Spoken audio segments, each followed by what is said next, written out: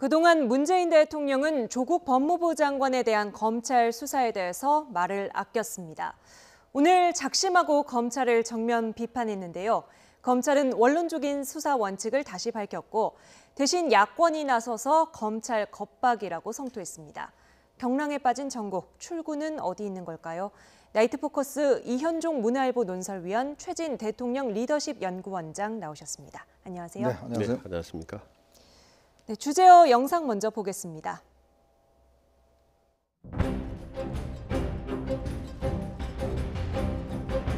우리 청와대든 또는 정부든 또는 집권 여당이든 만에 하나 권리금 비리가 있다면 그 점에 대해서는 엄정한 그런 자세로 임해 주시기를 바라고요. 얼마나 더 크고 날카로운 칼을 반정부 단체 또 반문 인사들에게 휘두를 것입니까?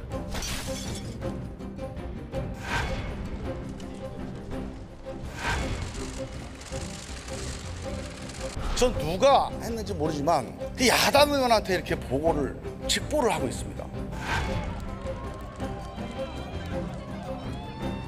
남편으로서 아내의 건강을 배려해달라고 부탁을 드린 것입니다. 이거는 인륜의 문제입니다. 대검에서도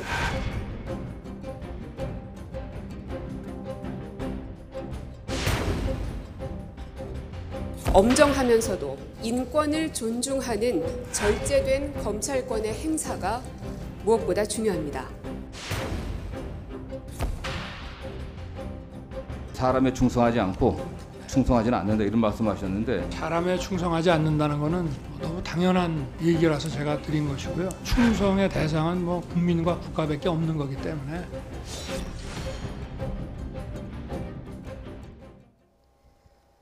네, 그동안은 검찰 수사를 지켜보고 있었고 자칫 가이드라인을 주었다는 비판이 나올 수도 있는 만큼 하고 싶은 말이 있어도 아마도 아꼈을 것입니다. 그런데 오늘 문재인 대통령이 메시지를 낸 가장 큰 이유는 뭐라고 보십니까? 우선 문 대통령 이제는 내가 한마디를 해야 되겠다라고 하는 어떤 분노, 거기다 이대로 두면은 안 되겠다는 어떤 위기의식의 발로 이 두 가지가 이제 접합이 됐다고 봅니다. 분노라면 검찰 분노와 위기의식의 어떤 발로라고 보는데 우선 그 첫 번째 검찰이 그 전방위로 조국 그 법무장 후보자 시절에 그 압수수색을 했을 때 그때 대통령이 진노했다라는 표현이 나왔거든요. 대통령이 극도로 화를 많이 낼 경우에 이제 진노라는 표현을 쓰는데 요번에 이제 가족들을 겨냥해서 자택을 압수수색했을 때도 진노라는 표현이 나왔거든요. 그래서 이 시점에서 대통령이 그동안 참고 참았던 어떤 화가 마침내 폭발했다는 거고 이 상황을 그대로 놓아둘 경우에 이제 단순히 조국 장관의 어떤 거취 문제를 떠나서 전체적으로 청와대 여권 전체적으로 이게 권력의 누수, 이반 현상이 오면서 레임덕으로도 갈 수 있겠다라는 그런 위헌식기를 느껴서 아마 작심 발언을 하게 된 것 같습니다. 그와 같은 시점에 도달했다고 문 대통령이 판단했다는 말씀이십니다. 청와대는 긴급 브리핑을 통해서 고민정 대변인의 목소리로 문 대통령의 발언을 전했습니다. 다시 한번 들어보시죠. 검찰은 국민을 상대로 공권력을 직접적으로 행사하는 기관이므로 엄정하면서도 인권을 존중하는 절제된 검찰권의 행사가 무엇보다 중요합니다. 검찰이 아무런 간섭을 받지 않고 전 검찰력을 기울이다시피 엄정하게 수사하고 있는데도 검찰개혁을 요구하는 목소리가 높아지고 있는 현실을 검찰은 성찰해 주시기 바랍니다.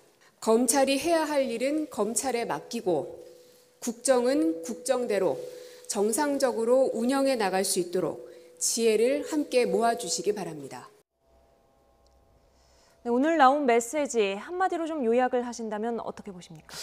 결국 저는 수사 간섭이 아닌가라는 생각이 들어요. 역대 어느 대통령이 사실은 이 검찰의 수사가 진행되고 있는 상황에서 어떤 면에서 보면 수사에 영향을 미칠 수 있는 이야기를 이렇게 공개적으로 할 수가 있는가라는 부분에 대해서 저는 굉장히 부적절했다고 봅니다. 왜냐하면 지금 오늘 고민정 대변인이 긴급 브리핑으로 한 이야기는 어쩌면서 보면 윤석열 검찰총장을 임명장을 줄 때 해야 될 이야기예요. 근데 지금은 수사가 진행되고 있는 상황 아니겠습니까? 더군다나 조국 법무부 장관에 대한 수사가 진행되고 있는데 오늘 수사의 메시지는 그겁니다. 인권을 존중하고 절제된 검찰권을 행사하라고 이야기했는데 역으로 뒤집어져 이야기하자면 현재 검찰 수사가 인권을 존중하고 있지 않다는 이야기고요. 네. 또 절제된 검찰권을 행사하고 있지 않다는 이야기인데 과연 그러면 정말 지금 검찰이 고문을 하고 있습니까? 뭐 가혹행위를 하고 있습니까? 자, 인권을 침해했다는 지금 객관적인 증거가 뭐가 있죠? 그리고 절제된 검찰권을 행사했다? 지금 검찰에 있는 압수수색 다 법원의 영장을 발부받아서 하고 있습니다. 검찰 임의대로 하고 있는 게 뭐가 있습니까? 지금 법과 원칙을 위반한 수사가 뭐가 있나요? 저는 대통령이 이 정도 이야기를 하려면 구체적인 사항을 명시를 하고 그것에 대한 검찰의 이야기를 해야 될 텐데 지금 막연하게 검찰에 대해서 인권을 존중하고 있지 않다? 그러면 절제된 검찰권을 행사하고 있지 않다라는 뉘앙스로 이야기하는 것은 현재 수사와 진행 관련해서 이거는 명백히 수사에 대한 간섭 행위가 아닌가라는 생각이 듭니다. 네, 수사에 대한 간섭이라고 보셨고 어떻게 보면 이 같은 지적을 받을 수 있기 때문에 그동안 말을 아껴왔지만 지금 그 정도 수준에 도달을 했다. 그 정도 수준으로 대통령의 어떤 분노라든지 화라든지 상황에 대한 판단이 위기의식을 느끼고 있다는 말씀이셨어요. 그렇다면 기존에 윤석열 총장 임명할 당시에 살아있는 권력에 대해서도 똑같이 대해야 한다라는 말이 지금 절제된 검찰권 행사로 변하기까지 여기에 당연 함의는 뭐라고 보십니까? 그러니까 일단 일부 언론은 대통령의 어떤 발언을 언중유골이 아니라 언중유검이다. 말 속에 칼을 담았다라고 하는데요. 그 칼끝이 검찰 전반이 아니라 제가 느끼기에는 윤석열 검찰총장을 향해서 직접 면전에서 얘기하는 듯한 그런 느낌을 받았습니다. 대구 아마 두 가지를 얘기하는 듯한 느낌을 드는데 하나는 압수수색이 과하다라는 부분이고요. 그러니까 전방위 압수수색이 이어서 최근에 했는데 자택에 이어서 대학까지 연구소까지 온통 그 문재인 그 조국 장관의 주변을 전체적으로 지금 수색하고 있는 것이 인권을 유린하고 침범하고 또 과거에 했던 수사 관행을 답습하고 있다. 이렇게 생각을 하고 있는 거아니에요, 문 대통령이. 그리고 또 하나가 이제 더 중요한 건데 피사실 공포를 하고 있는 게 아니냐. 말하자면 이거는 단순히 피사실 공포의 어떤 법 위반을 넘어서서 검찰이 야당과 어떤 내통하는 게 아니냐라는 얘기를 공개적으로 이제 제기하고 있지 않습니까? 실제로 아마 청와대라든지 대통령도 지금 검찰의 불만이 상당히 비등하고 있는 차에 오히려 야당에게 정보를 주고받는 게 아니냐. 그렇다면 문재인 대통령이 생각하기에 자, 윤석열 검찰총장에게 검찰 개혁을 하라고 했더니 검찰을 개혁하겠다고 나선 법무부 장관을 잡으려고 한 게 아니냐라고 생각이 완전히 바뀐 것 같아요. 그래서 문재인 대통령이 그동안에 윤석열 총장에게 힘을 실어줬던 부분이 완전히 180도 바꿔서 이제는 어떻게 보면 힘을 빼는 듯한 방향을 틀어라라는 강력한 경고의 메시지. 이제는 뭐 됐다 이제 그만해라. 이제는 방향을 틀어서 수사는 할 만큼 했기 때문에 이제는 검찰 개혁에 앞장서라라는 그런 직접적인 메시지로 좀 들립니다. 기존에 조국 장관 또는 법무부와 검찰이 조금 팽팽한 신경전을 이어갔다면 이게 완전히 청와대 대 검찰의 구도로 오늘은 조금 변형이 된 듯한 모양새인데요. 지금 청와대와 여권의 핵심이 모두 나서서 오늘 문재인 대통령의 메시지에 힘을 실어주는 모양새입니다. 오늘 이틀째 대정부 질문에 나온 이낙연 국무총리의 발언도 들어보시죠. 가장으로서 집의 주인으로서 남편으로서 상식적인 당부로 보십니까? 아니면 법무부 장관의 지휘감독권을 부적절하게 행사한 것으로 보십니까? 네, 법무부 장관으로서 지휘감독했다고 해석하지는 않습니다. 물론 해석은 누가 어떻게 받아들이냐에 따라 달라지겠습니다만은 공교롭게도 장관이기 때문에 오해받을 여지가 있었다는 점에서 저는 아쉽게 생각합니다. 여성만 2분 계시는 집에서 많은 남성들이 11시간 동안 뒤지고 식사를 배달해서 먹고 하는 것들은 아무리 봐도 과도했다는 인상을 줄 수밖에 없다고 생각합니다. 네, 이낙연 총리 어제는 압수수색 당시 수사팀장과의 통화는 부적절했다고 말했습니다. 좀 조국 장관을 향한 공개적인 나무람이 아닌가 싶기까지도 했는데 오늘은 톤이 조금 달라진 것 같아요. 글쎄요, 하루 만에 뭔가 상황이 많이 바뀌었죠. 저는 이낙연 총리가 정말 한 입으로 두 이야기를 하고 있다는 생각이 들고 또 사실관계를 굉장히 오인하고 있다라는 생각이 듭니다. 이거는 총리로서 굉장히 부적절한 저는 이야기를 보는데, 자 보십시오.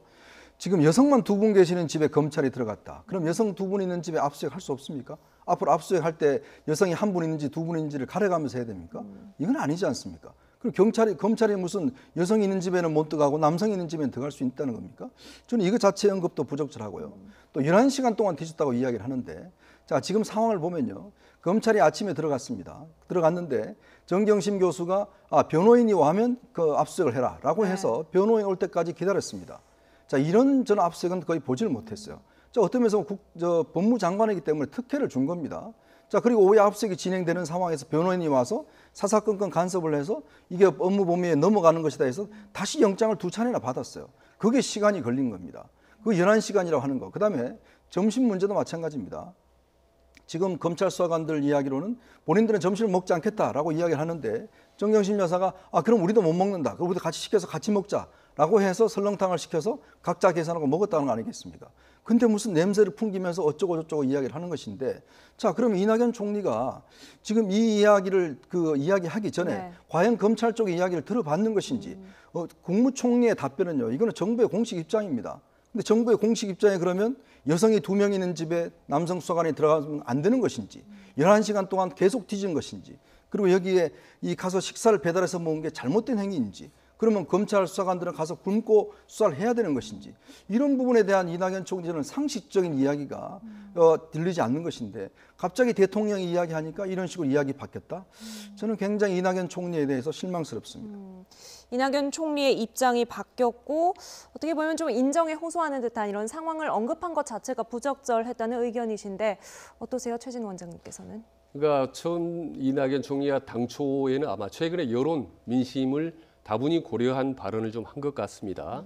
그래서 좀 법무부 장관 전화가 부적절하다라는 표현인데 이게 의외로 이제 상당히 좀 파장을 줬습니다. 여권 내부 분열 아니냐, 총리가 생각을 달리하는 거 아니냐라고 상당히 좀 뒤숭숭한 상태에서 대통령이 나서서 쐐기를 박았단 말입니다. 공개적인 경고 메시지를 검찰에 딱 날린 상태에서 이낙연 총리는 상당히 아마 곤혹스러웠을 겁니다.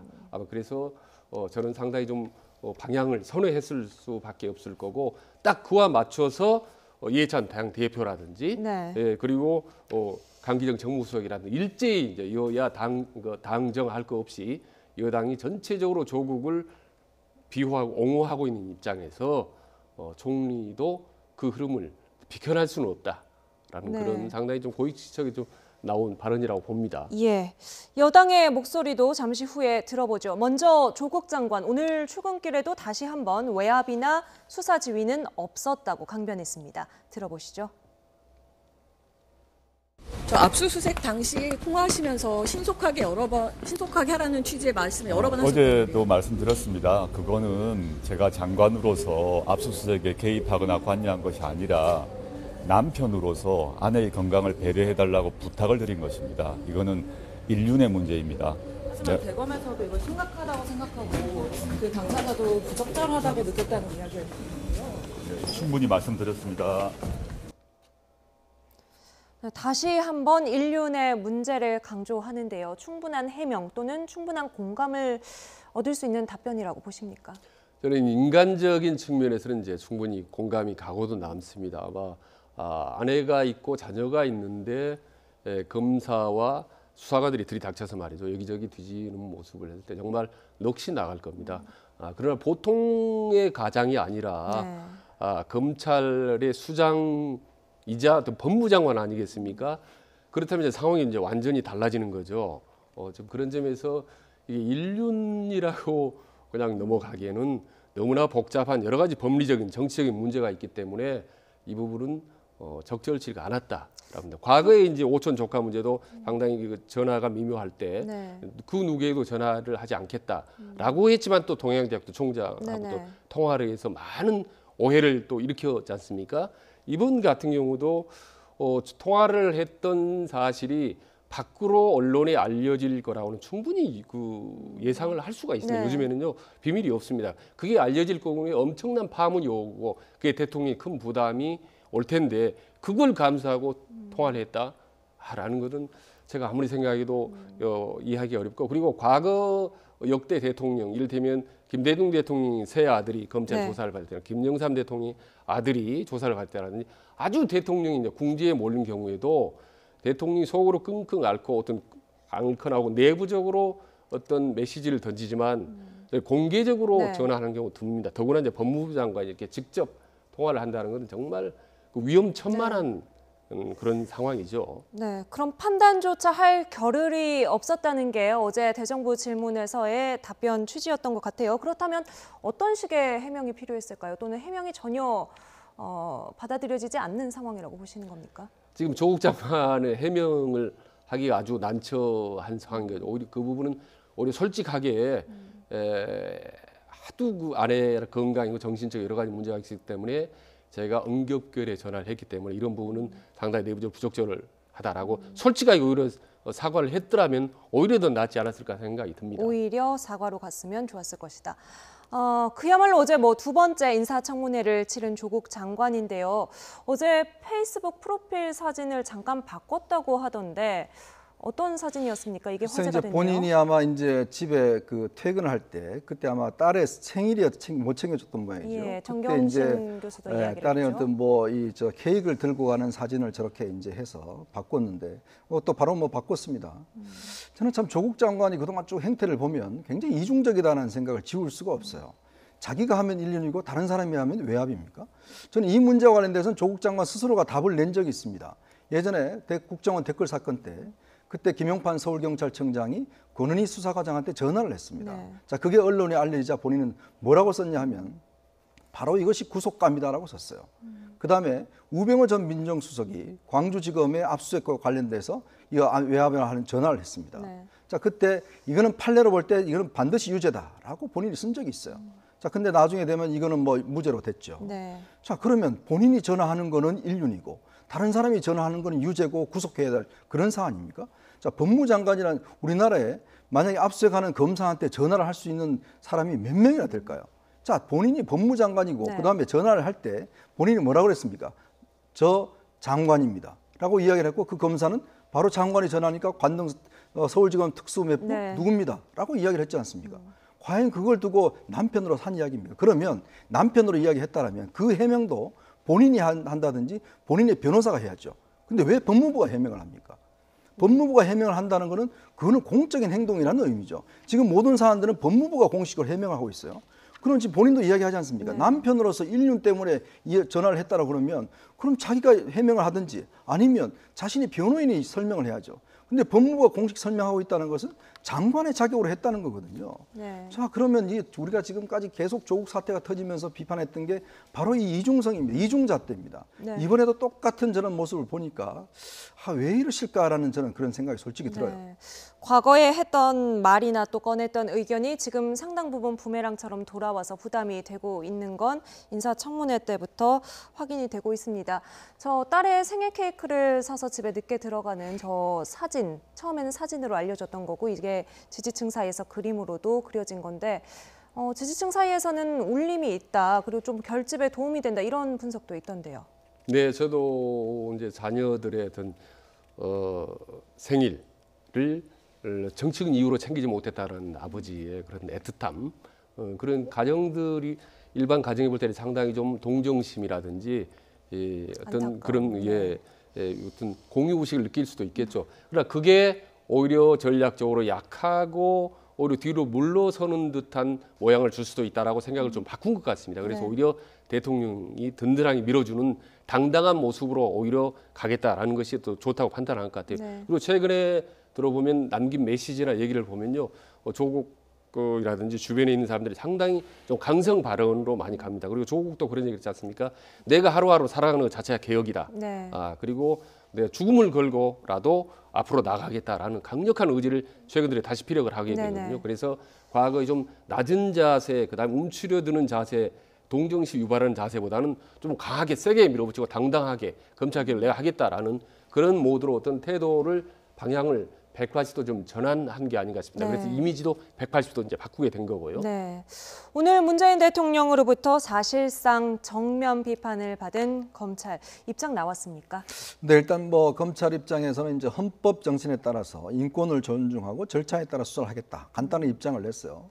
사실 검찰 입장에서는 뭐 지금 상황에서 뭐 어떤 입장을 내겠습니까? 수사를 계속해야 되고 더군다나 지금 이 입장이 나온 게 사실은 정경심 교수의 송환을 앞두고 있고 또 지금 어떤 면에서 보면 조국 장관의 사법 처리를 앞두고 있는 상황에서 네네. 나왔단 말이죠.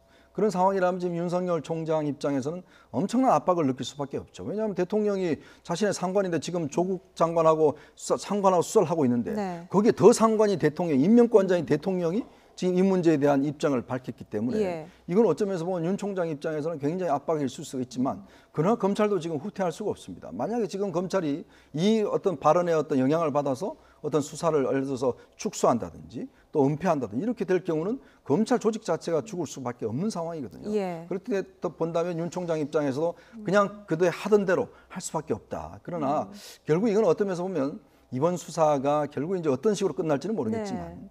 우리 검찰 산하, 우리 청와대 역사에 있어서 굉장히 불행한 어떤 역사를 기록할 수도 있다. 만약에 대통령이 이렇게 공식적으로 검찰에 대해서 뭔가 발언을 하고 네. 검찰은 또 검찰대로 어떤 면에서 보면 만약에 위축된다고 한다면 이거는 우리가 그동안 다 쌓아왔던 사법부에 대한 신뢰, 검찰에 대한 어떤 이 생각들 이런 것들을 또 국민들의 인식에서 상당히 나쁘게 어떤 각인될 수가 있다. 그런 측면에서 보면 저는 굉장히 중요한 기로에 서 있다고 봅니다. 네. 결국 우리가 헌법과 법률에 따라서 법 집행을 하는 것인가 아니면 정치적 영향력에 따라서 좌우될 수 있는 것인가 그런 중대한 기로에 서 있다고 저는 봅니다. 네, 이렇게 청와대와 검찰 간의 갈등 구도가 굳어지면 사실 말씀하신 것처럼 검찰이나 청와대나 양쪽 모두 부담이 상당할 것 같거든요. 수사 결과가 어떻게 나오든지요.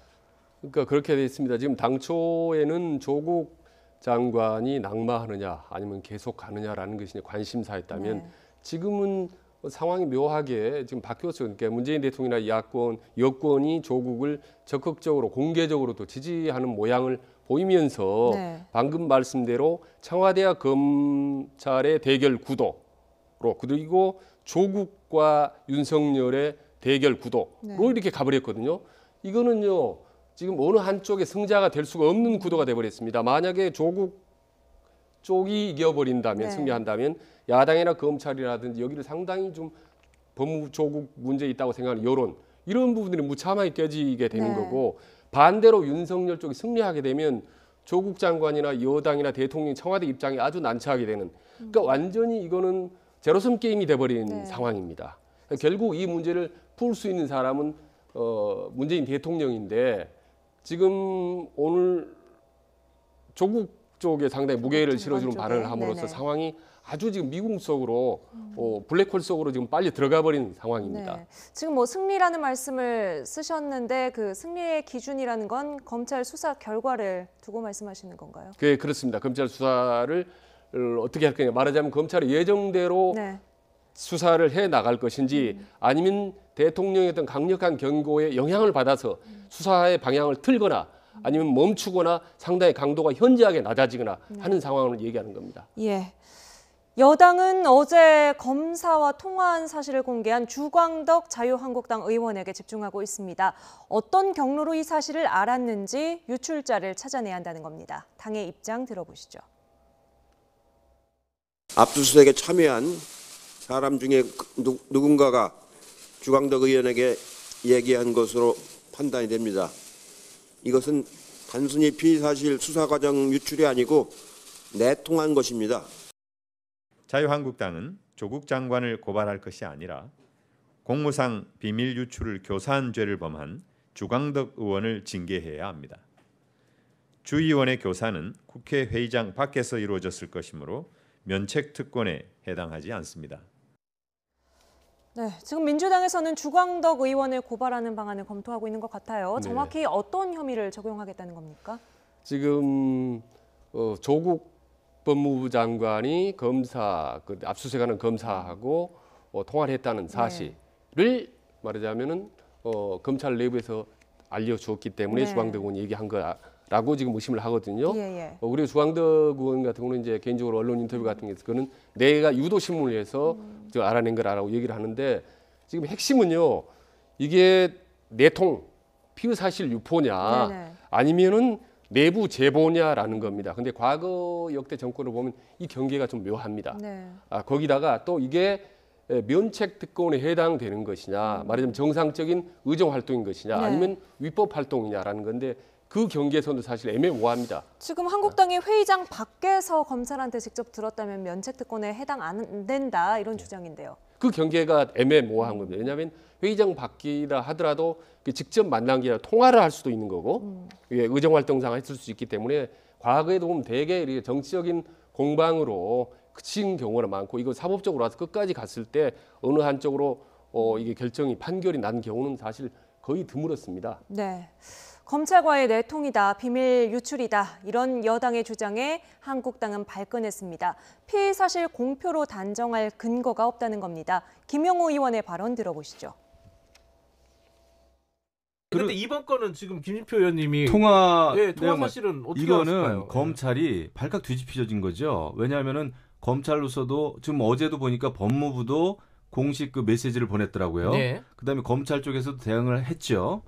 뭐냐면은 그 장관이 압수수색을 하고 있는 현장의 검사한테 전화를 해가지고 통화를 했기 때문에 예. 이것이 엄청난 후폭풍을 몰고 온 거죠. 그래서 이제 그 통화했다고 하는 그 사실이 이제 밝혀진 것인데 이것도 검찰 발인지 법무부 발인지 알 수가 없습니다, 사실은. 네, 현장의 검사한테 전화한 것이 내부적으로 엄청난 후폭풍을 가지고 왔고 이게 결국 공익제보로 이어진 것 아니겠느냐 이런 주장인데요. 그렇죠. 뭐 지금 사실은 어떤 면에서 보면 지금 달을 봐야 되는데 자꾸 이제 손가락을 봐라라고 지금 여당은 이야기하고 있지 않습니까? 달이라는 거는 통화 사실 논란. 그렇죠. 왜냐하면 이 사건의 본질은 결국은 법무부 장관이라는 상급자가 밑에 있는 검사에게 직접 앞서게 있는 검사에게 연락을 해서 자기가 관련된 사건에 있어서 신속하게 해달라. 이렇게 해서 몇 차례 걸쳐 이야기를 했고 그 검사는 상당한 압박으로 느꼈다는 게 이 사건의 핵심이지 않습니까? 네. 자, 그러면 지금 어떤 이거 누가 이야기해 줬냐 이런 논란이 있는데 우리가 조금 전에 아마 리포트에 보셨습니다만 지금 미국이 우크라이나 사태와 관련해서 CIA 직원이 이제 제보를 한 게 있잖아요. 네. 그 우크라이나 발설자를 그 내용을 이야기했는데 거기에 대해서 D&I 국장이 공무원의 정당한 행위였다라고 이야기를 한 바 있습니다. 네. 자, 지금도 저는 이 사건과 관련해서는 이건 어떤 면에서 보면 이 직접적인 6명의 수사관들 중에서 이야기하기는 어려웠을 거예요. 아마 근데 이제 이런 수사관들이 입을 통해서 퍼졌을 겁니다. 왜냐하면 아니 수사 압수하고 있는데 장관이 전화 와서 바꿔줘서 했다라고 이야기를 하면 그 내에서도 상당히 그 이야기가 돌아다닐 거 아니겠어요? 네네. 이제 그런 상황을 아마 이제 주광덕 의원이 입수하고 물어봤겠죠. 근데 바로 이제 시인을 해버리니까 이게 시인이 된 거 아니겠습니까?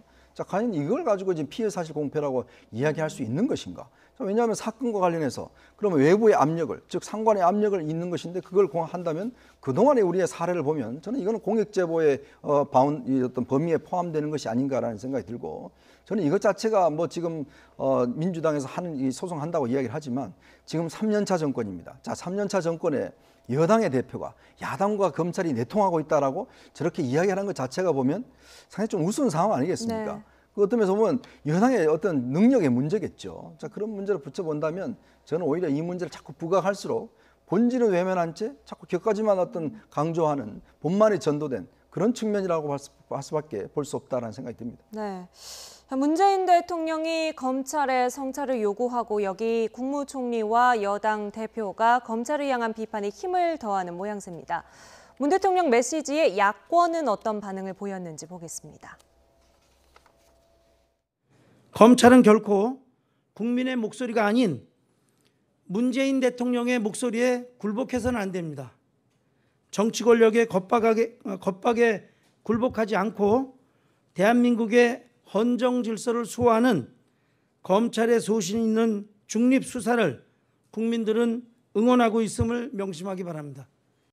문 대통령은 이런 형편없는 규범 의식을 가진 사람을 법무부 장관으로 앉혀놓고 검찰 개혁은 이 사람밖에 못한다고 주술을 외우고 있는 자기 자신이 과연 정상인지 심각하게 진단해 보시기 바랍니다. 네, 오신환 원내대표 상당히 수위 높은 비판까지 내놨는데요. 앞으로 뭐 진영 간의 갈등 또 대립은 점점 심해질 것 같아요. 네, 그렇습니다. 이제 정기국회가 열리게 되고 또 국정감사까지 이제 실시가 되면은 모든 상임위에 이제 관련 상임위가 많거든요. 예, 그러면 뭐 법무부라든지 뭐 여러 가지 기타 뭐 행안부라든지 관련 상임위 많기 때문에 상임위별로 여야 간의 대결이 아마 치열해질 겁니다. 그리고 아마 검찰 입장에서도 지금 매우 난처할 거예요. 왜냐하면 지금 방금 말씀하셨다시피 지금 야당이 뭐 청와대 대통령이 좀 겁박을 한다라고 하면서 상당히 검찰을 막 응원하는 모양새 아니겠습니까? 자칫 검찰 입장에서 보면 마치 야당하고 한편이 돼서 뭐 하는 것 같은 그런 느낌을 줄 수 있기 때문에 검찰도 아마 매우 좀 곤혹스러울 것 같다는 그런 생각이 듭니다. 네, 범여권에서는 어떻습니까? 뭐 여당의 반응은 예상이 되고 정의당에서는 비슷한 기조를 내놨는지. 예, 그러니까 이제 여야 구분이 항상 모호해질 때가 많습니다. 아시다시피 선거법 협상을 할 때는 자유한국당을 제외하고 나머지가 전부 이제 같지만은 조국 사태에서 이제 서로 이제 갈라지지 않습니까? 방금 전에 자유한국당과 바른미래당은 이제 상당히 강력하게 청와대나 조국을 비판하는 입장이지만 정의당 같은 경우는 좀 약간 묘한 입장입니다. 예를 들면 검사하고 법무부 장관이 통화하는 것은 부적절하나 탄핵이나 뭐 이런 해임 사유는 해당되지 않는다라는 이제 그런 좀 어중간한 입장이거든요. 그러니까 크게 보면은 민주당과 비슷한 입장인 거죠. 그러니까 조국 사태는 명확하게 지금 자유한국당과 바른미래당이 보조를 같이 하고 나머지 정당하고는 좀 이제 좀 거리가 두고 있습니다. 이 간격 거리는 점점 이제 정기국회를 하고 시간이 흐를수록 점점 더 이제 첨예하게 갈라지면서 최종적으로는 어떤 정계 개편이라든지 합종 연행의 어떤 기폭제가 될 수 있다고 봅니다. 네. 야권은 어제 대정부 질문 이후에 조국 장관의 통화 사실을 내세워서 공세 수위를 더 끌어올리고 있습니다. 역시 고발 카드를 꺼냈습니다. 나경원 원내대표의 말 들어보시죠. 권 남용이자 수사 외압, 검찰 탄압, 법질서 왜곡 와해 왜곡 공작입니다. 본인이 유리할 땐 장관, 그리고 불리할 때는 가장입니까? 네, 오늘 고발했죠. 고발장에 들어간 혐의는 뭡니까? 일단 이제 검찰청법 8조의 일단 그 위반과 함께 김영란법, 즉 부정청탁 금지법 이 두 가지 혐의로 이제 고발했는데요. 검찰청법 같은 경우는 이제 검사에 대해서 일단 이제 법무장관이 구체적인 사건에 대해서는 검찰총장을 통해서만 지휘 감독할 수가 있습니다. 자, 그래서 예전에 이제 2003년도에 당시에 이제 그 김종민 검찰총장 시절에 그때 이제 이 강정구 이제 동국대 교수와 관련해서 이제 북한에 관한 찬양 문제와 관련해서 이제 그 구속을 하려고 그러니까 그 천정배 당시 장관이 이 불구속해야 된다 해서 수사 지휘권을 행사한 적이 있어요. 근데 결국 이제 김종민 총장이 사표를 냈죠. 이제 그런 사태가 한번 있었고요. 이번 같은 경우도 만약에 예를 들어서 만약에 그 집에 어떤 압수수색에서 문제가 있다라면 검찰총장을 통해서 지휘를 했어야 되거든요. 또 하나는 이제 김영란법, 즉 부정청탁 금지법 같은 경우에 공직자가 본인과 관련된 사안에 대해서 그전 어떤 담당 공직자한테 청탁할 수 없게 돼 있습니다. 이게 신속하게 해달라, 뭐 해달라는 게 이게 청탁이 될 수가 있는 거거든요. 그렇기 때문에 사실은 저는 그래서 특히 조국 장관은 다른 분도 아니고 이 형법을 전공한 법학자잖아요. 그리고 민정수석을 했지 않습니까? 민정수석이라는 게 공직자들한테 이런 것들을 많이 돌아봤을 텐데 만약에 본인이 민정수석 때 만약에 어떤 장관이 이런 것을 공직자한테 이렇게 전화해서 했다라면 그걸 가만히 놔뒀을까요? 저는 그런 면에서 본다면 과연 조국 장관이 자신이 전한 행위가 이게 그냥 남편으로서 한 행위라고 생각하는 것인지도 솔직히 의문스러워요. 그래서 아마 이 두 가지 법안으로 일단 현재 고발한 상황입니다. 조국 장관이 주도적으로 전화를 건 게 아니라 지금 얼떨결에 전화를 받아서 이 정도 이야기를 전달했다. 이것 때문에 이 부분은 좀 법리적 다툼이 있을 수도 있을 것 같은데요. 근데 전화를 바뀌어줄 때 누구냐고 물어보지 않았겠습니까? 그럼 당연히 이게 알려질 경우에 엄청난 파문이 올 것 같으면은 오히려 진정을 시키고 이건 아니다라고 하고 오히려 조국 장관이 전화를 받지를 않거나 걸지 않았더라면 지금과 같은 그런 사태가 일어나지 않았을까요? 그리고 전화를 했더라도 사실 큰 저는 그 대세에 영향은 없을 거라고 생각합니다. 전화를 조국 장관이 했더라도 그 효과가 실제로는 효과보다는 오히려 훨씬 부작용이 클 거라고 누구나 예측을 할 수 있는데 또 불구하고 한다는 거는 그런 사적인 정의 순간적으로 좀 앞서서 그런 실수를 하지 않았나 싶은 생각이 듭니다. 지금 한국당과 바른미래당은 탄핵을 추진하겠다는 방침이 나와 있는 상태인데 어느 정도 어떻게 진행이 되고 있습니까? 일단 이제 우리가 탄핵이라 하면 대통령 우리가 이제 탄핵 같은 경우에 국회에서 이제 3분의 2 이상이 찬성을 해야 됩니다. 그리고 이제 헌법재판소에 소추안이 이제 가서 해야 되는 것이거든요. 그다음에 나머지 국무위원들 같은 경우는 3분의 1 이상이 이제 발의를 하고 과반수가 찬성을 해야 되거든요. 그러면 지금 이제 국회의원이 299명입니다. 근데 지금 일단 바른미래당이나 자유한국당이나 이제 같은 계열이 아무리 다 합치더라도 144명밖에 되지가 않아요. 그러니까 이게 통과하려면 149명이 돼야 되거든요. 근데 현실적으로 통과가 되기 어렵죠. 이제 그래서 어떤 면에서 보면 이제 이거는 뭐 또 이제 야당으로서도 고민스러운 게 말은 꺼냈지만 항상 탄핵을 하면 실패를 하면 역풍이라는 게 또 있지 않습니까? 어떤 면에서 보면 이게 탄핵을 괜히 시도했다가 역풍이 불면 사태가 전혀 바뀌는 수가 있습니다. 예를 들어 노무현 전 대통령도 마찬가지로 탄핵 그 소추를 했다가 결국 이제 부결이 돼서 나중에 역풍을 또 맞았잖아요. 그런 거 비춰봐서 아마 제가 볼 때는 야당 입장에서 보면 확실한 수적으로는 통과되기 어렵고 통과된다 하더라도 어떤 면에서 보면 그때부터는 또 전세가 좀 역전될 수가 있거든요. 탄핵 카드보다는 오히려 검찰 고발 카드, 그다음에 또 검찰 수사 결과 발표가 얼마 남았지 않기 때문에 아마 이거는 제가 볼 때는 그냥 어떤 면에서 보면 공세 수준에서 하는 것이 실제로 되기에는 굉장히 어렵지 않을까 생각이 듭니다. 네. 실제로 탄핵까지 다다를 수 있을까? 이 탄핵안 발의와 통과에 필요한 의원 수를 가지고 따져보게 되는데요. 박지원 의원의 전망도 함께 들어보시죠. 지금 현재 국회 재적 의원은 297명입니다. 그렇기 때문에 3분의 1, 99명이면은 탄핵안을 발의할 수 있지만은 149명의 의원들이 찬성을 해야 됩니다. 그러면은 한국당 110명, 바른미래당 28명 하더라도 통과는 되지 않을 겁니다. 우리가 지금 대한신당의 10명의 의원들이 사실상 국회를 리드할 수 있습니다. 그렇지만은 거듭 말씀드리지만 우리 대한신당은 검찰 수사 결과를 보고 기다려야지 지금 현재 이러한 것을 가지고 탄핵까지 간다 하는 것은 바람직하지 않다 이렇게 생각합니다. 네, 역시 이현종 의원 분석대로 좀 현실성 있는 카드는 아니다 이런 의견인데요. 해임 건의안을 추진하는 방안도 지금 국회에서는 이야기가 되고 있죠. 이쪽이 오히려 조금 실현 가능성이 높다 이런 분석이 있던데요.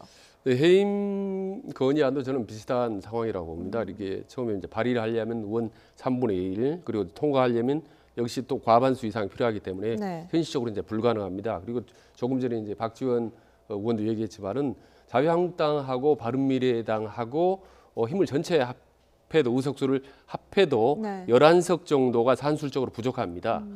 그렇기 때문에 박지원 의원의 대한신당에서 10명이 전부 도와준다 하더라도 한 석 정도가 부족하거든 산술적으로. 근데 지금 대한정당 같은 경우는 공개적으로 이미 반대 의견을 표명을 했지 않습니까? 검찰의 개혁이 적임자다, 조국은 이렇게 얘기했기 때문에 현실적으로 사실은 해임 건의안도 불가능하다고 볼 수밖에 없습니다. 자, 이렇게 고발 또 탄핵, 해임 건의안을 추진하겠다는 야권, 여당도 반격을 준비하고 있습니다. 오늘 민주당 이해찬 대표는 국회의원 자녀 입시를 전부 뜯어보자고 제안했습니다. 먼저 들어보시죠. 입시 관한 사항에 대해서 전수조사할 것을 제안합니다. 국회 윤리위에서 조사해도 좋고 따로 독립적인 기구를 만들어 제보와 조사를 담당하게 한 것도 좋을 것 같습니다.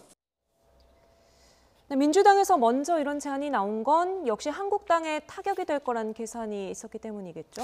글쎄요, 뭐 이해찬 대표가 이런 제안을 하셨는데 일단 지금 사실은 뭐 어떤 면에서 보면 이 조국 장관 문제가 있으니까 이걸 좀 전적으로 좀 이렇게 어떤 면에서 좀 덮기 위해서 좀 공세를 하는 것인데 사실 여당의 주장은 그거지 않습니까? 조국 장관 위법이 없다는 거 아니겠어요? 근데 위법이 없는데 뭐하러 국회의원들을 조사를 하겠습니까? 특히 또 조국 장관은 법무부 장관을 하기 때문에 지금 인사청문을 한 것인데 이제 그 불똥이 이제 국회의원으로 하자는 것인데 저는 이게 비현실적이라고 봅니다. 우리가 어떤 사건에 어떤 혐의가 있을 때, 범죄 혐의가 있을 때는 그 어떤 혐의를 가지고 수사를 하는 것이지 이렇게 전수조사를 한다고 그러면 그럼 한 명 한 명 다 조사를 해야 되고 그 한 명 조사가 보면 굉장히 어렵습니다. 지금 사실 조국 장관 하나만 하더라도 지금 밝혀내기 얼마나 지금 특수부 검사가 수십 명이 달라붙어서 지금 한 달째 이상째 하고 있는데 압수수색도 지금 70군데나 했지 않습니까? 자, 그러면 국회의원들은 어떻게 하겠습니까? 네. 그냥 대충 살펴보고 그냥 서류만 보고 할 수는 없는 거 아니겠어요? 그럼 300명을 전부 다 이렇게 하자면 어느 세월에 지금도 국회의원 임기도 얼마 남지도 않았는데 저는 굉장히 비현실적인 주장을 가지고 그냥 서로 간에 싸움을 하는 것이다 라는 생각이 들고 오히려 국민들만 사실은 현혹될 수밖에 없다는 생각이 듭니다. 네, 그러니까 제안을 던진 여당이나 못할 것 없다. 지금 야당들도 이런 반응인데 양쪽 다 그냥 정치적인 카드로 지금 이야기를 하고 있다는 말씀이신지 실제로 급물살을 타고 있는 논의로는 이어질 수가 없을까요? 예, 민주당이 제안을 했는데 자유한국당이나 다른 정당이 반대할 수는 없죠. 말하자면 뭔가 문제가 있는 것처럼 네. 비치기 때문에 할 수 없이 찬성을 했지만 실현 가능성은 이제 대단히 없다고 보는 거죠. 왜냐하면 네네. 우선 300명으로 하셨는데 자녀들을 하지 않습니까? 그럼 자녀가 2명이어도 600명입니다. 거기다가 조사 범위가 애매모호합니다. 그러면 입시생을 할 겁니까? 아니면 대학교 다니는 애를 할 겁니까? 한참 후에 대학 졸업한 애를 할 겁니까? 네. 거기다가 전수조사를 하면은 틀림없이 아마 민주당도 나올 거고 자유한국당도 나올 거 아니겠습니까? 그럼 이건 뭐 온통 네. 국회 전체가 국민들로부터 비판을 받는 상황이 오고 있기 때문에 이거는 이제 국민들이 워낙 입시 문제에 대해서 분노를 하기 때문에 어떻게 보면 고위직책으로 그런 이제 제안을 던진 것 같은데 실제로 그 실현 가능성은 거의 저는 희박하다고 네. 봅니다. 조국 전국에서 민심은 어떻게 움직이고 있을까요? 마지막으로 오늘 나온 갤럽 여론조사 결과 함께 보면서 정리를 좀 해보도록 하겠습니다. 먼저 대통령의 직무 수행 평가에 대해서는 부정 의견이 50%, 긍정 평가를 9%포인트 정도 앞서고 있는 효과가 나왔고요. 정당 지지율을 이어서 보겠습니다. 대다수 정당이 모두 소폭 감소를 했는데 무당층이 그러니까 확연히 늘어났다고 지금 수치상으로는 보여지거든요. 그러니까 말하자면 한국당의 삭발, 단식투쟁, 또 어제 나온 저스티스 리그 눈에 띄는 활동들은 있었지만 이게 보수 야권에 대한 지지층 결집으로 이어지지 않는데 이유가 뭘까요? 그렇죠. 결국 이제 국민들 생각에서는 야당이 어떤 면에서 보면 뭐 투쟁을 해서 지지를 하기보다는 뭔가 변화를 원하고 있잖아요. 사실 어떤 면에서 보면 야당이 좀 매력적인 정당, 지지를 할 수 있을 만한 정당으로 바뀌어야 돼요. 특히 이제 가장 중요한 것이 결국 인적 쇄신입니다. 그리고 또 정책 노선의 변화인 것이고요. 네. 사실 자유한국당이 지금 어떤 면에서 보면 중도층이나 이런 걸 흡수 못하는 이유가 결국 저렇게 투쟁을 하더라도 내부 혁신이 전혀 일어나고 있지 않습니다. 그러면 국민들 입장에서는 민주당에 실망한 지지층들이 중도층들이 네. 과연 나와서 어디 갈 것인가 여전히 이제 무당층으로 있는 것이거든요. 그렇기 때문에 사실은 한국당도 고민을 좀 많이 해야 될 겁니다. 결국 이런 국민적 지지를 얻기 위해서는 결국 이제 인적 쇄신과 또 네. 정당의 어떤 모습을 좀 변화시키는 그런 변화가 없으면 아마 힘들지 않겠는가 싶습니다. 네. 문재인 대통령이 조국 법무부 장관을 지명한 이후 50일이 흘렀습니다.